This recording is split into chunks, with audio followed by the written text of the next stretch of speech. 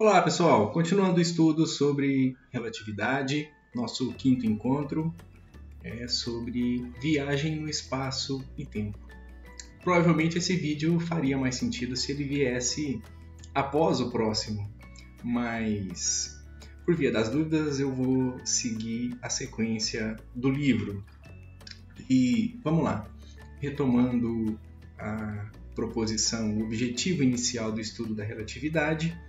O movimento através do espaço está relacionado com o movimento no tempo, ou seja, espaço e tempo formam uma coisa única dentro do contexto da relatividade. Nesse estudo sobre viagem no espaço e tempo, eu vou fazer discussões mais qualitativas, mais conceituais e mais simplórias em relação aos vídeos anteriores. A gente começa com essa daqui que é muito importante e que vai nos ajudar a nos situar em relação ao que nós temos hoje em termos de produção científica, que é as quantidades de energia necessárias para impulsionar naves espaciais a velocidades relativísticas, ou seja, próximas da velocidade da luz, requer bilhões de quantidades de energia, ou seja, são bilhões de vezes a energia usada para colocar ônibus espaciais em órbitas. Então, se nós já gastamos uma quantidade enorme de combustível, ou seja, de energia para colocar as nossas naves espaciais em órbitas, para poder fazer então viagens espaciais, nós estamos falando de quantidade de bilhões de vezes a energia que nós já gastamos para poder fazer as atuais viagens espaciais. Eu quero que você entenda, portanto, que essa quantidade de energia a gente não tem tecnologia disponível ainda para sustentar esse tipo de acontecimento. Até mesmo porque os nossos recursos energéticos eles são limitados. Antes da teoria da relatividade especial ser introduzida, argumentou-se que os humanos nunca seriam capazes de aventurar pelas estrelas. Bom, ainda continua inviável, ok? O que dá para fazer é observação através de telescópio, mas viagem ainda não dá.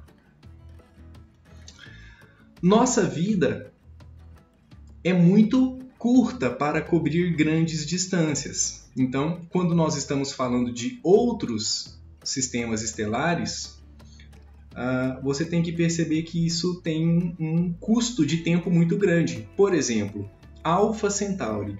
Sempre que uma estrela vir acompanhada da terminologia alfa, quer dizer que ela é a mais brilhante daquela constelação. Então, Alpha Centauri é a estrela mais brilhante da constelação de Centauro. É a estrela mais próxima da Terra, depois do Sol, e ela está a 4 anos-luz de distância. Bom, o que quer dizer essa informação ao pé da letra?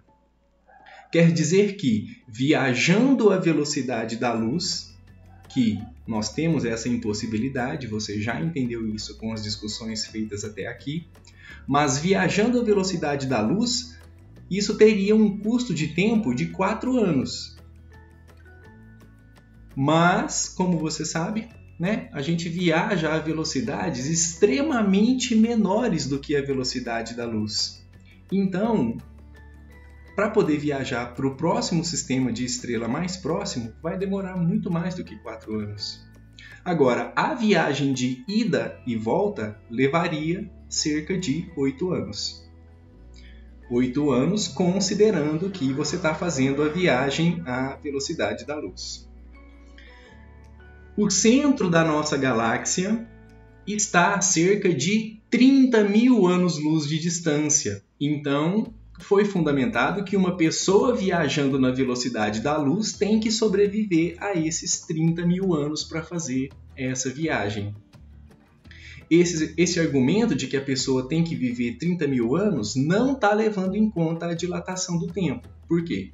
Porque se a pessoa estiver viajando à velocidade da luz, de acordo com a ideia de dilatação temporal, para ela vai ter passado uma quantidade de tempo menor em relação a outro referencial, por exemplo, fixo na Terra. Tá? Então a gente está falando 30 mil anos, considerando o referencial da Terra. Tempo para uma pessoa na Terra e tempo para uma pessoa na nave espacial em alta velocidade não são os mesmos. Então, está justificado aqui, relembrado, na verdade, né, a ideia de que, para referenciais diferentes, a ideia de noção de percepção de tempo são diferentes. Astronautas que viajam a 99% da velocidade da luz poderiam ir para Procyon. Eu não pesquisei, mas, salvo engano, Procyon é, se eu não me engano, ou ela é a alfa ou ela é a beta da constelação de Cão Maior. Constelação de Cão Maior faz parte da constelação de Órion. Bom, pelo menos está próximo, tá? Isso aqui é apenas uma curiosidade. Então, para poder fazer essa viagem para Procyon, que seria 11,4 anos-luz de distância, e voltar 23 anos no tempo da Terra. Tá? Considerando ida e volta aqui, a gente vai ter uma diferença de tempo, considerando 99% da velocidade da luz. Então perceba, desde o começo do vídeo eu estou falando de viagem no tempo, sempre considerando que nós já temos essa tecnologia para poder viajar à velocidade da luz. Mas isso é possível? Não, né? Por causa da dilatação do tempo, parece que apenas 3 anos se passaram para os astronautas. Então, nós temos aqui ida e volta, dando aproximadamente 23 anos, né? Mas na velocidade da luz, teriam se passado apenas 3 anos para esses astronautas.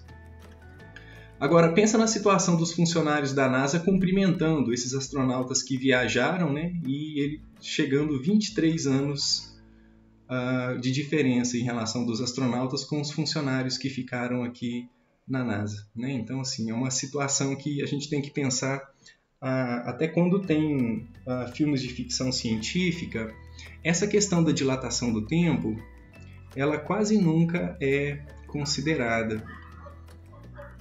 Talvez por uma questão de simplicidade do roteiro do filme ou de complexidade de fazer isso. Mas quando você tem viagens que consideram a ocorrência de próxima à velocidade da luz, a dilatação do tempo ela é um fato que não deve ser desprezado, e essa diferença de anos em relação a quem viaja e a quem fica no planeta Terra ou no outro planeta de referência teria que ser mostrado, ok? Porque é um detalhe relevante, ele não é um detalhe que dá para ser ignorado. E muitas vezes nos filmes isso sempre passa desapercebido, como se viagem no tempo, ainda que em um roteiro de ficção, seja algo corriqueiro. Mas vamos continuar. Em velocidades mais altas ainda, em velocidades mais altas, os resultados são ainda mais impressionantes. Então, em vez de 99%, vamos pegar 99,99% da velocidade da luz. Os viajantes poderiam viajar cerca de 70 anos-luz em um único ano. Então, está aqui uma proporção enorme, né? A gente está falando aqui em termos de anos-luz. Não se esqueça de que anos-luz ele não é uma medida de tempo. Não associa ano-luz com tempo. Até mesmo porque tem a ideia de ano aqui, né? Então, ano-luz não está relacionado com tempo. Está relacionado, de fato, com uma medida de distância percorrida. Essa é a ideia correta. Então, 70 anos-luz quer dizer uma distância muito grande. E essa distância, considerando que ela é percorrida na velocidade de 3 milhões de metros por segundo. Ou podemos referir a isso como sendo 300 mil quilômetros por segundo, tá? Então, assim, 70 anos-luz é uma distância enorme. Aumentando ainda mais a velocidade da luz, né? Passando de 99,99 para 99,999 da velocidade da luz, essa distância seria aumentada consideravelmente para mais de 200 anos. Então, perceba, uma diferença de milésimos aqui na porcentagem comparado com a velocidade da luz já representa uma diferença considerável em relação à percepção de tempo. Finalizando esse slide, uma viagem de 5 anos para eles, ou seja, para esses astronautas, levaria mais longe do que viagens comuns em 1000 anos terrestres. Então, viajando a velocidades extremamente grandes por 5 anos, tem um efeito bem maior em termos de percorrer essa distância do que viagens de 1000 anos terrestres com a tecnologia que a gente tem agora. Então, do sistema de referência da Terra, a luz leva 30 mil anos para viajar do centro da galáxia até o nosso sistema solar. Bom, vamos pegar o centro da galáxia aqui e pensar que a nossa galáxia é uma galáxia de espiral, né? Então ela tem esses braços. E vamos pensar que o nosso sistema solar está em algum ponto desses bilhões de estrelas, em algum pontinho aqui. Então, a luz para sair do centro da galáxia e chegar até esse ponto aqui, onde está o nosso sistema solar, leva esse tempo todo. E perceba, é uma distância muito grande para você percorrer. São 30 mil anos percorrendo essa distância gigantesca a uma velocidade muito grande, que é a velocidade da luz. As viagens parecem impossíveis para nós hoje, e de fato né? Não temos tecnologia para poder desenvolver a propulsão para alcançar velocidades tão grandes quanto essas. As praticidades dessas viagens espaciais são proibitivas até agora. Lembra que nós também temos a questão da dilatação do tempo, né? Que já comentei em vídeo anterior. Por enquanto, as viagens espaciais elas são abordadas a filmes de ficção científica.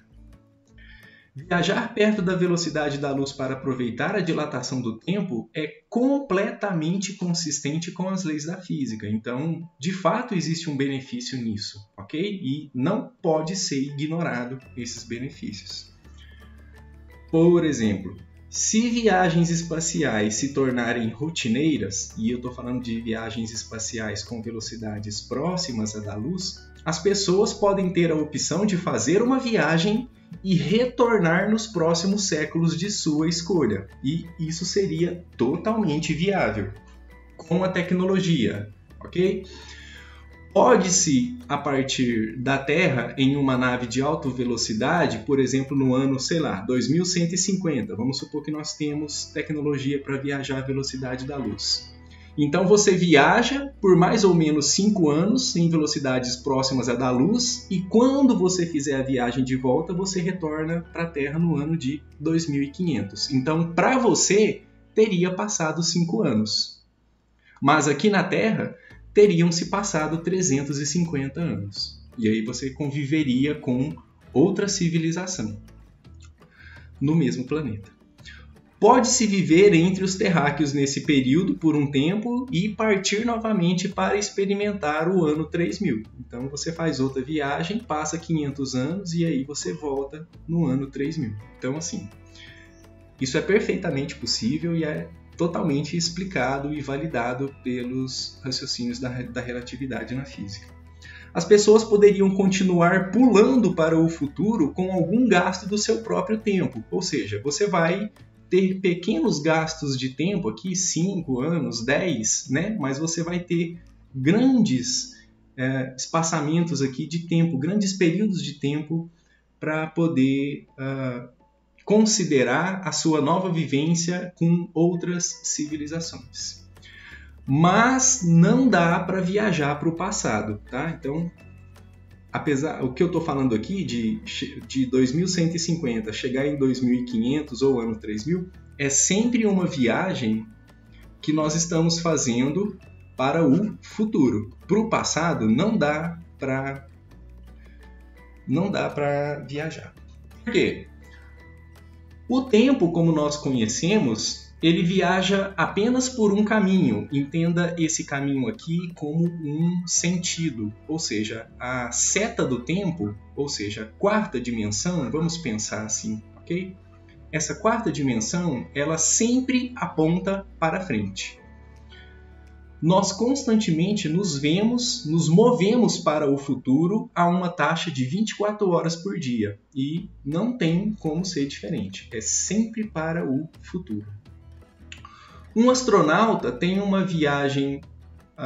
uma astronauta em uma viagem ao espaço profundo, ele tem que viver com o fato de que mais tempo terá decorrido na Terra do que ela experimentou em sua viagem. E não tem como mudar isso. Okay? O tempo sempre passa diferente para o astronauta e para o astronauta que fez a viagem na velocidade da luz e para o referencial que ficou parado na Terra. Finalizando aqui essa discussão mais filosófica e científica, por que as viagens espaciais a velocidades relativísticas parecem impossíveis? Deixei sua resposta. Obrigado pela sua paciência, pela sua audiência.